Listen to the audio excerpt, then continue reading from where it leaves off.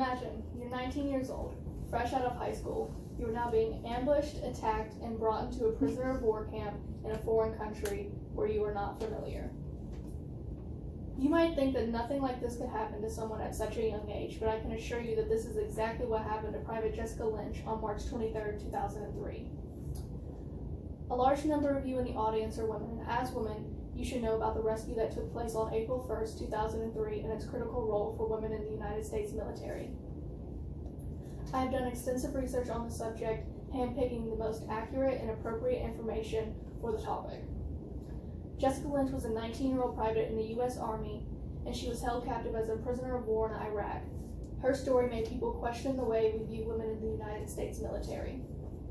During my speech, I will first discuss the rescue of Private Jessica Lynch and then its effects moving forward. Now that you have a better understanding of the topic, let's move on to the first main point. Veronica and Stern wrote in their article that on April 1st, U.S. Army Special Operators launched and successfully executed a rescue mission to liberate Lynch. The rescue was recorded and a clip was broadcast throughout the entire country. 9 days prior, she was captured outside of Syria during a supply convoy that she had been assigned to. Jessica's saving grace was a man whose wife worked at the hospital she was taken to. He reported her injuries, her condition, and her location to the United States Army. After she was rescued, she was transported to a military hospital in Germany and then to a military hospital in Washington to address her injuries. Now that we have discussed the rescue, let's move on to its effects moving forward. Lynch was painted as many things, and as Sarah Buttsworth puts it in her 2005 article, she was labeled a warrior, a hero, a little girl protected by her fallen comrades, a helpless victim, and a broken body. Now, prior to the 20th century, women in the military were viewed only as auxiliary members and could only hold jobs such as transporting and nursing. Many of these views were still highly held in the military during Lynch's capture and rescue, and are still very highly held in the military today.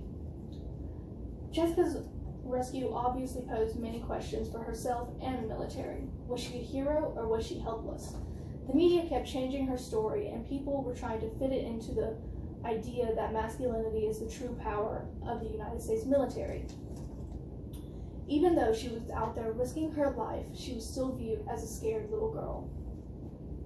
Even when she was being viewed as a hero, it was, as Sarah Buttsworth puts it, to camouflage the collective contributions of women whilst highlighting the individual.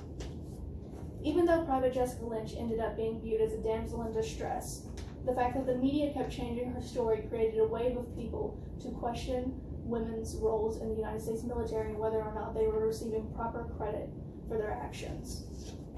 In conclusion, Jessica Lynch was a 19-year-old private in the U.S. military, and she was held captive as a prisoner of war in Iraq. Her story made people question the way we view women in the United States military today.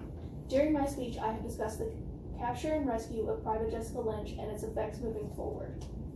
And even though women still have a long way to go in the United States military, the questions raised during Lynch's capture and rescue paved the way for women in the United States military moving forward.